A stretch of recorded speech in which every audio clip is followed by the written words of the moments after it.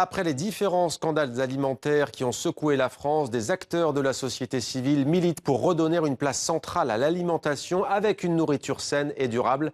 Vous allez le voir, c'est possible. On en parle avec Guillaume Baudin. Bonsoir, merci d'être avec nous. Vous êtes le réalisateur du film qui sort aujourd'hui en France, notamment. Ça s'appelle Zéro Phyto 100% bio. À vos côtés, Xavier de Namur, que vous connaissez bien, restaurateur indépendant, l'un des instigateurs du premier printemps de l'alimentation durable. Justement, Xavier de Namur, vous lancez aujourd'hui officiellement ce premier printemps d'alimentation durable avec le maire d'une commune qui s'appelle Doluce-d'Oléron. C'est dans l'ouest de la France. Ce maire, c'est Grégory Gendre. Dites-nous, c'est quoi au juste une alimentation durable?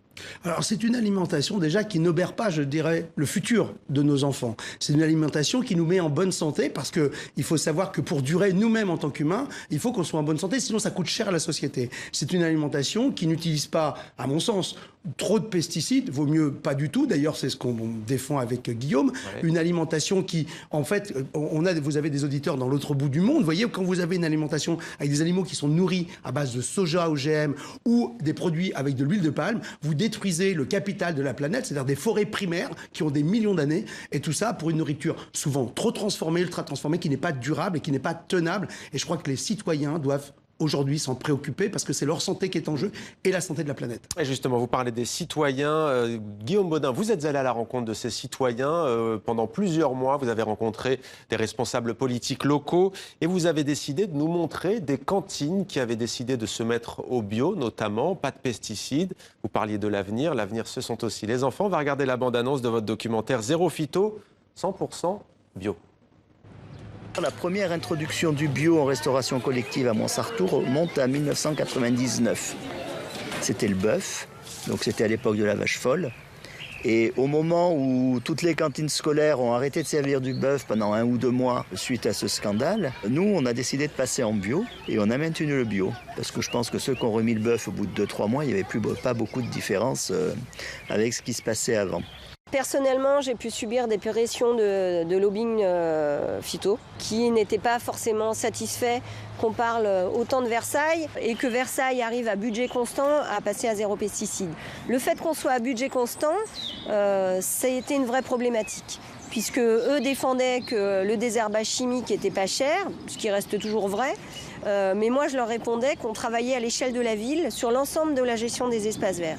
Et que les économies que je faisais en arrêtant l'usage des produits phytosanitaires, je les rebasculais sur du travail en entreprise d'insertion. C'est pas, il faudrait on pourrait prendre telle méthodologie, c'est telle commune, pour le faire, a fait comme ci, comme ça. Ça s'est bien passé, ça n'a pas forcément coûté plus cher, parfois même moins cher. Il y a un vrai envie, plaisir, fierté de l'avoir fait qui est véhiculé à travers les rencontres et les témoignages que l'on organise. Guillaume Baudin, pourquoi est-ce que vous avez choisi de nous montrer ces femmes, ces hommes qui agissent concrètement sur le terrain, loin des grands sommets, des grands symposiums, justement, sur le réchauffement, sur l'environnement? Moi, je pense qu'une partie de la transition va passer par la base, et notamment par des élus qui sont très actifs sur le terrain, aussi au travers de chefs de cuisine qui ont envie de mettre du bio dans les assiettes et de se mettre à cuisiner, c'est-à-dire ne pas ouvrir des boîtes, ça c'était important, et aussi par des collectifs de parents qui ont envie que les choses changent, et puis des enfants qu'on voit qui sont quand même relativement heureux, de ne pas autant jeter que ce qu'ils ont pu jeter pendant une période, et vraiment de se faire plaisir en mangeant. Mais comment font-ils concrètement? Parce qu'on entend souvent qu'il y a plein d'obstacles, que ça coûte plus cher, que c'est pas pratique. Comment font-ils ces élus locaux et ces citoyens? Je prends l'exemple de Montsartour, d'ailleurs on voit un petit bout de l'extrait dans la bande-annonce, ouais, où Gilles Perrol il a mis en place la limitation du gaspillage.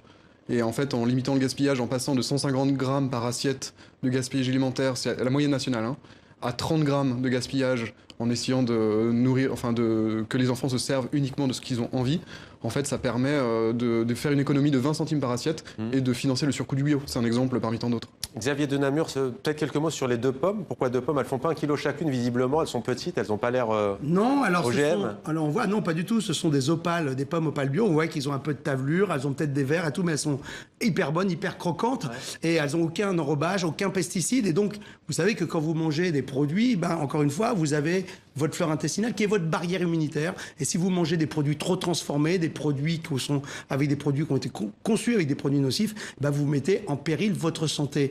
Et donc, Et je crois qu'il est indispensable d'expliquer, de faire de la pédagogie et que les acteurs locaux sur place vont pouvoir transmettre ça à travers des exemples concrets, parce que en fait ce qu'on lance par exemple sur Delus-de-Léron au printemps de l'alimentation durable, que je parlais un printemps arabe, vous voyez, ça veut vous parler, un printemps arabe, c'est-à-dire que c'est vraiment de mettre sur place une zone où on va démontrer que c'est possible de bien manger, peut-être ça coûte un peu plus cher, Une zone d'alimentation durable, oui, une ZAD. zone d'alimentation durable, légale, hein, bien sûr, c'est une ZAD. Mais ce qu'il faut savoir, c'est que on explique aussi aux enfants que la malbouffe, la bouffe trop transformée, quand vous avez trop d'additifs, etc., eh ben, en réalité, ça coûte très cher à la société. Vous savez, en France, ça coûte quasiment 40 milliards de soigner les cancers, les maladies dues à l'obésité, au diabète, etc.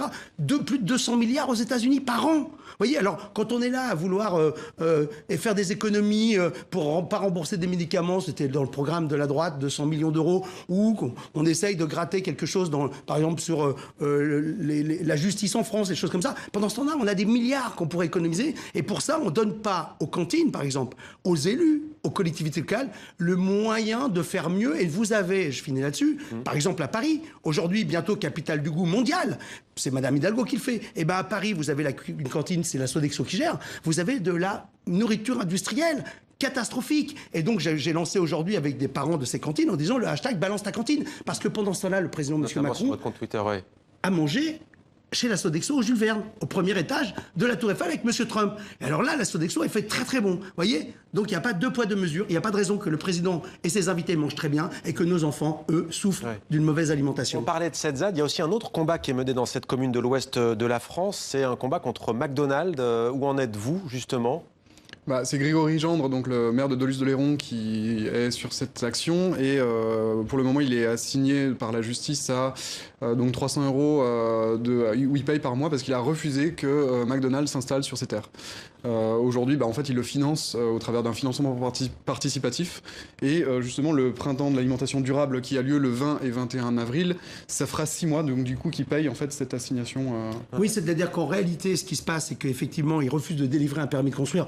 Ce sont des choses juridiques qui sont assez complexes à défendre, mais moi, j'ai eu l'idée, avec Grégory, de lancer un printemps, c'est-à-dire on va organiser une fête avec des concerts, avec des artistes, etc. Là-bas, sur place. À Delus-de-Léron, on a 4 hectares où on va faire en sorte que les enfants, ils aient on va leur faire des vrais burgers avec de la viande, on va leur expliquer pourquoi il ne faut pas manger la viande hyper cuite, parce que vous savez pourquoi on mange la viande hyper cuite dans les cantines et les fast-foods, parce qu'on a des problèmes vous avez vu avec Lactalis, de salmonella, et E. coli, c'est une autre bactérie. Alors on carbonise. Vous savez, les auditeurs parlent peut-être pas. Voilà, cuit à cœur à 65 degrés. Les auditeurs parlent peut-être pas anglais, mais il y a un film qui s'appelle Fast Foundation et dedans il y a Bruce Willis et on lui dit mais il y a un problème avec la viande. Il y a un peu de caca dedans. Et il dit mais il y a toujours there is always shit in the meat. You have to cook it. Il y a toujours eu du caca, de la merde dans la viande. L'essentiel, c'est que ce soit cramé. Eh ben, c'est nul. Eh ben, c'est ça les parents devraient s'inquiéter de ça. Et devraient dire, nous, on veut des cuisines dans les cantines. On aimerait aussi vous entendre tous les deux sur l'actualité. Il y a le projet de loi du gouvernement français qui a été présenté aujourd'hui, justement, sur l'alimentation. Un geste envers les agriculteurs. On demande aussi aux grandes surfaces d'éviter de faire trop de promotion. On limiterait ça à 34%, loin des 70% du Nutella qu'on a vu récemment. Une réaction toutefois sur ces clients qui se sont rués dans ce magasin Intermarché sur le Nutella. On a le sentiment que parfois les plus fragiles, les plus pauvres sont les plus victimes de la malbouffe. Est-ce votre sentiment ? Alors c'est un petit peu malheureux, mais je pense que c'est une réalité. C'est pour ça que justement, au travers de la loi de Brigitte Allain de l'année dernière, qui était la loi égalité et citoyenneté, où il y avait 20% d'alimentation bio, le but c'était un petit peu de rééquilibrer les choses. Là, il y a à nouveau un projet avec justement un pourcentage d'alimentation bio en restauration collective.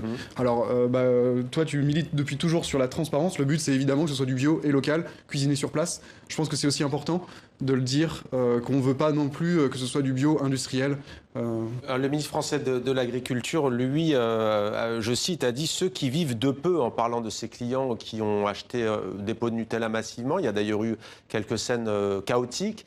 Votre avis à ce sujet, sur l'alimentation, notamment dans les quartiers les plus pauvres ? Alors malheureusement, effectivement, il y a un vrai problème de l'alimentation je dirais des catégories socio-professionnelles qui sont plutôt les plus pauvres, parce que c'est vrai que c'est facile, c'est attirant de manger du sucre, du gras et puis du sel. C'est une addiction et donc c'est très facile. Et on voit bien l'obésité qui se qui aux États-Unis phénoménal, et même dans les pays émergents, des gens pauvres. Alors moi je dis, vous savez, sur le service public, il y a France Info qui a fait des très très bons modules avec Anthony Fardet qui est un nutritionniste. Je recommande à tout le monde de les regarder parce qu'il explique bien le phénomène. Et donc vous savez, moi je disais, j'avais un ami qui disait, je n'ai pas les moyens de manger ça alors que c'est pas cher parce que ça va lui coûter cher à sa santé. Donc il dit, j'ai pas les moyens. Vous voyez, c'est-à-dire que tous les gens qui se sont rués sur ces pots de Nutella, déjà ils n'ont pas eu la conscience de ce qui se passe en Indonésie. Vous savez, à Bornéo, vous avez des forêts, c'est notre capitale, les forêts primaires. Vous avez, on a vu sur les orang-outans, c'est une catastrophe. Il faut mettre de côté tout ce qui est soda, dès le moment où les gens voient des choses trop transformées dans la nourriture,